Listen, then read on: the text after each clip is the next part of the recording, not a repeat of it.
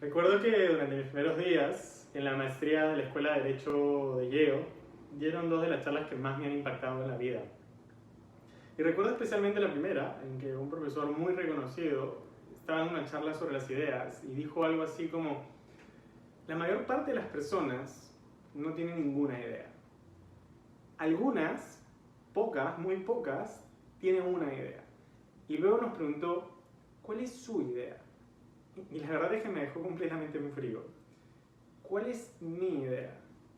¿Alguna vez se han hecho esa pregunta? Tengo la impresión de que la mayor parte de las personas se pasa la vida sin hacérsela. ¿Cuál es su idea? Algo que ustedes puedan llamar mi idea. Y me quedé realmente intrigado con esto de las ideas porque advertí en ese momento que el concepto de idea que tenían en Yale era completamente distinto al que tenía yo. Para ellos el concepto de idea es omnicomprensivo, implica muchas cosas al mismo tiempo. Implica una propuesta creativa, original, inédita, auténtica, pero a la misma vez el mundo debe ser un mejor lugar con ella. Pero seguía muy intrigado y tocó la segunda charla. Y le tocó hablar a Guido Calabresi, que es un juez federal y además uno de los abogados más reputados del mundo. Así que terminó de dar una fabulosa charla y levanté la mano. Y le pregunté: ¿cómo hago para tener ideas? Y me dijo algo así como: si quieres tener ideas, tienes que desordenar el mundo. Y la verdad es que me encantó, me impactó, porque creo que efectivamente tenemos una predisposición a conservar el orden de las cosas. Y yo creo que hay que desordenarlas. Creo que hay que poner el mundo de cabeza. Cuando algo se presenta como muy obvio, usualmente ahí hay un problema. Ahora, pienso también que tenemos muchos sesgos con respecto a las ideas, por lo que me gustaría empezar cuestionando tres paradigmas. Yo les llamo las tres Is. Primer paradigma. El primer paradigma que tenemos es que usualmente pensamos que las ideas provienen de un momento de, y esta es la primera I, iluminación, de inspiración, de epifanías, de corazonadas, de chispas repentinas de claridad. Y eso no es verdad. La verdad es que la mayor parte de las ideas se han cocinado a fuego lento. Es como dice la canción: pasito a pasito, despacito.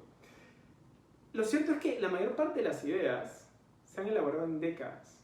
Nos encanta pensar que las ideas son chispazos. Newton, por ejemplo. Nos hemos inventado de que Newton creó la teoría de la gravedad cuando le cayó una manzana a la cabeza, cuando en realidad eso únicamente implicó que él se formulase una pregunta. Newton publicó la teoría de la gravedad 20 años después, pero nosotros nos hemos inventado que la inventó en ese momento de un chispazo. Las ideas son también un proceso de ensayo-error. Implican también sangre, esfuerzo, sudor y lágrimas. Segundo paradigma. El segundo paradigma que tenemos es que pensamos que las ideas tienen que ser, y esta es la segunda I, intrincadas y complejas. Estas dos anécdotas me las contó Alfredo Bullard. Dice que Volkswagen tenía un serio problema porque los faros de sus vehículos eran robados todo el tiempo. Y la verdad es que no tenían ni idea de qué hacer. Entonces investigaban, seguían viendo soluciones hasta que un trabajador llegó con una solución muy sencilla y propuso lo siguiente: cada vez que robasen el faro de un vehículo, lo repondrían gratis. Una medida totalmente contraintuitiva. Y eso simplemente lo que hizo fue eliminar por completo los robos de los vehículos, pues nadie iba a robar lo que nadie te iba a comprar. Otra anécdota. Cuentan que en una fábrica de jabones tenían un serio problema porque la máquina fallaba y dejaba alguna de las cajas vacías, y eso a su vez generaba obviamente quejas de los consumidores. Y la empresa invirtió miles de dólares en tratar de solucionar la falla, pero no lo lograron. Hasta que un trabajador llegó con una solución muy sencilla. Fue y compró un ventilador y lo puso al lado de la caja transportadora de jabones. Y era ese ventilador el que discriminaba las cajas vacías, el que hacía volar las cajas vacías y las discriminaba de las cajas llenas. Y con eso solucionó el problema prácticamente a un costo cero. Parece contraintuitivo, ¿no? Nadie se imaginaría que regalar faros o usar ventiladores solucionaría problemas que parecen muy complejos. Y es que las ideas no tienen por qué ser intrincadas y complejas. en realidad pueden ser muy sencillas. Muchas de ellas las tenemos en nuestros ojos. De hecho, una de mis frases favoritas es la de el premio Nobel de Física Erwin Schrödinger, que dice algo así como: el desafío no es tanto ver lo que nadie ha visto, sino más bien pensar lo que nadie ha pensado con respecto a lo que todo el mundo ve. Tercer paradigma. El tercer paradigma que tenemos es que pensamos que las ideas tienen que ser algo completamente, esta es la tercera I, innovadoras e individuales. Se piensa que si usas las ideas de otros para armar tu rompecabezas, entonces tu idea ya no es una idea. Un señor llamado Cowney creó las incubadoras neonatales. Esta es una anécdota que cuenta Steve Johnson. Y bueno, básicamente cuenta que una empresa llamada Design That Matters quería solucionar el problema de la mortalidad infantil. Y para ello quería enviar incubadoras neonatales a los países africanos. El problema es que no tenía mucho sentido enviar incubadoras neonatales. ¿Y por qué? Porque las incubadoras neonatales son como las fotocopiadoras. Funcionan bien, pero se paran malogrando a cada rato. Y lo cierto es que los países africanos no tenían la expertise para reparar estas máquinas. Entonces, ¿qué hicieron? Se pusieron a pensar. Y se dieron cuenta de que por alguna razón los países africanos eran muy malos reparando artefactos, pero eran muy buenos reparando carros. Entonces se preguntaron, ¿será posible reparar o crear una incubadora neonatal con las partes de un carro? Y lo cierto es que sí era posible. Y lo construyeron. Y enviaron esas incubadoras neonatales a África, y los países africanos reparaban estas máquinas en un abrir y cerrar de ojos. Y ayudó muchísimo a reducir la mortalidad infantil. Ahora, obviamente Design That Matters no creó las incubadoras neonatales. Pero ¿alguien tiene la menor duda de que su idea fue igual de buena? Creo que esta es una buena reseña y una buena manera de entender cómo funcionan las ideas. Las grandes ideas no son solo iluminaciones individuales absolutamente innovadoras. Son rompecabezas en que muchas veces tomamos piezas de ideas que ya estaban ahí. Tomamos ideas de otras personas, de las cuales hemos aprendido, de las cuales nos hemos nutrido, que hemos conocido en innumerables contextos. Las entretejemos y creamos algo nuevo. Esos cafés, esas chelas con tus patas, esas discusiones con tus profes en los pasillos. Yo siempre he pensado que es tierra fértil para las ideas. Una idea es un rompecabezas en que las piezas provienen de innumerables contextos. Ahora, yo siempre he pensado que no es fácil tener ideas. Ciertamente es muy complicado, no es fácil desordenar el mundo. Así que déjenme compartir con ustedes 10 tips que me parecen muy útiles para tener ideas. Porque yo tengo una visión muy optimista del ser humano. Creo que todos podemos tener ideas. El primer tip es: sean maestros de la sospecha. Duden de todo, cuestiónenlo, falséenlo. Mi enamorada, que también estudió en la misma universidad que yo, la maestría, me decía que en sus clases siempre le decían be skeptical. Sean escépticos, tengan esa tendencia cartesiana de dudar, esa predisposición popperiana a falsearlo todo. Dejemos de estarnos preguntando por qué, cuando en realidad la pregunta debiese ser ¿y por qué no? Y para lograrlo, descontamínense. Hay que vaciarse un poco de todo lo que hemos acumulado en nuestra vida. El segundo tip es: háganse preguntas absurdas. Y es que es la única manera de que surjan ideas disruptivas. De hecho, una de las frases más famosas de John Stuart Mill es que en el proceso de elaboración de grandes ideas existen 3 etapas: la ridiculización, la discusión y la adopción. Tip adicional para detectar si han tenido una buena idea: si le comentan a alguien su idea y se mata de la risa, usualmente esa es una muy buena señal.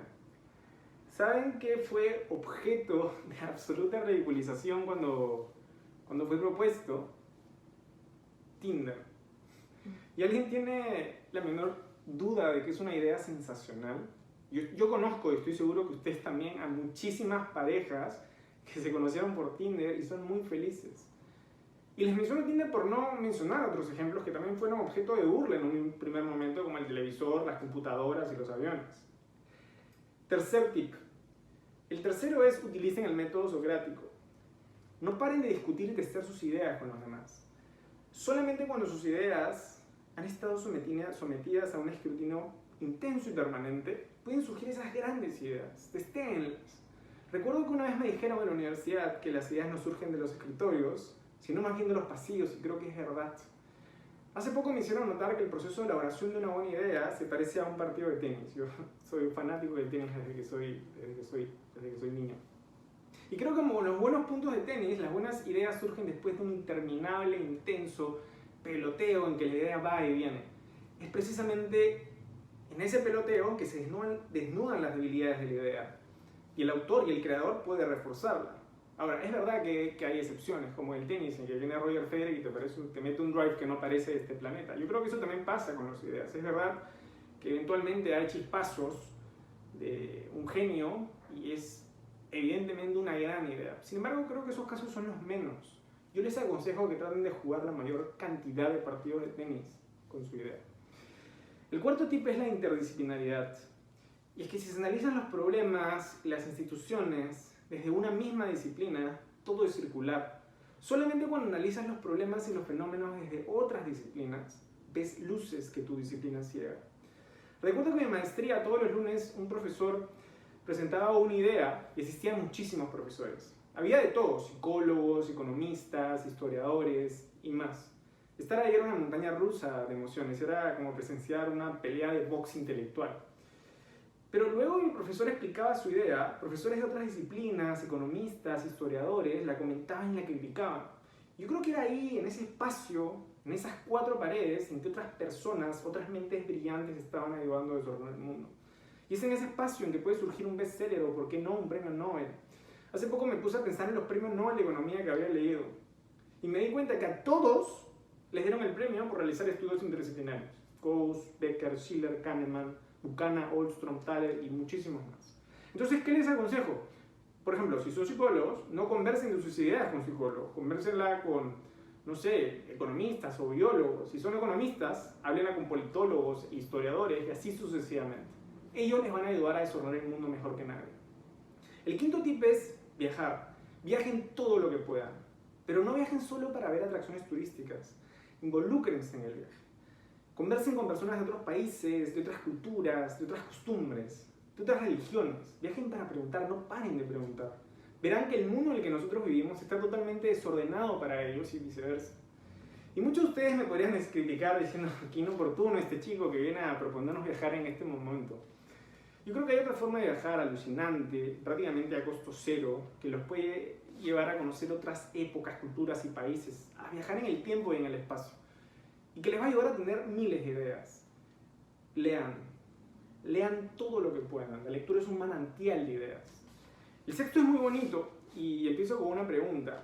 ¿A quién debemos imitar? ¿Quiénes son esos seres creativos, pero también inocentes, curiosos, auténticos, inconformistas y cuestionadores? Los niños. Les aseguro que a todos alguna vez les ha pasado que han estado con niños de 3, 4, 5 años y de repente escuchan una genialidad y ustedes se quedan atónitos. De hecho, cuentan en una competencia, les dieron a varios grupos fideos, masking tape y un marshmallow. Y había grupos de todo tipo, había CEOs, MBAs, abogados. Bueno, ¿saben quién ganó? Ganaron niños de kindergarten. Pero era predecible, en mi opinión, ese resultado, porque los niños no se hacen falta. Si las cosas no salen, lo vuelven a intentar. Y si no salen, lo vuelven a intentar. Ellos están descubriendo el mundo y disfrutan el proceso. Todo les parece fascinante. Ellos más bien lo que están preocupados es que alguien se come el marshmallow primero. El sexto tip entonces es: sean siempre eternos niños. Cultiven el asombro que todos tuvimos cuando fuimos niños. Esta es una virtud de la que los adultos nos vamos deshaciendo con el pasar del tiempo y creo que es terrible. El séptimo es: miren los problemas como una oportunidad. Y es que es de los problemas que surge la creatividad. La actitud que tenemos es muy importante para tener ideas. Yo siempre he pensado que están por un lado las personas que frente a los problemas no sé más que quejarse. Esas personas no suelen tener ideas porque siempre el mundo está confabulando contra ellas. Y están las personas que encuentran los problemas como algo emocionante, como algo fascinante, como un desafío. Esas personas llueven de ideas. Y si los problemas son oportunidades, ¿ustedes imaginan el abanico de ideas que puede surgir en una crisis? ¿Y saben por qué? Porque las crisis desordenan el mundo. El octavo es escuchen. Escuchen más de lo que hablen. Y escuchen con más atención a quienes no piensan como ustedes. Mientras más loco sea lo que te dice la otra persona, escúchalo con más atención. Una vez escuché una frase que me gusta mucho, que dice: los oídos son el wifi de las ideas. El noveno es básico. Pongan sus ideas en papel. No me lo tienen que decir porque estoy seguro que les ha pasado. Se les ocurre algo increíble, pero ya no se acuerdan qué. Las ideas son como los sueños, las tienes ahí y luego se desvanecen. Y otra cosa importante, dejen las ideas descansar. ¿Nunca les ha pasado que han redactado algo, por ejemplo, lo terminan y dicen, esto está bellísimo? Y después de unos meses lo vuelven a abrir, lo leen y dicen, ¿qué es esto? Las ideas también tienen que descansar para madurar. Y el último tip es, sepan que tienen que ser valientes. Para desordenar el mundo no solo hay que ser creativo, hay que ser muy valiente y muy atrevido porque la resistencia al cambio va a ser enorme. Van a ir contra la corriente y van a ser inevitablemente cuestionados. ¿Con qué quiero que se queden? Que siempre tengan esa pregunta en el radar. ¿Cuál es mi idea? Háganse esa pregunta constantemente. Desordenen el mundo, verán que grandes ideas van a llegar. Pregúnteselo ustedes mismos, a otras personas. ¿Cuál es tu idea? ¿Cuál es esa idea que te define?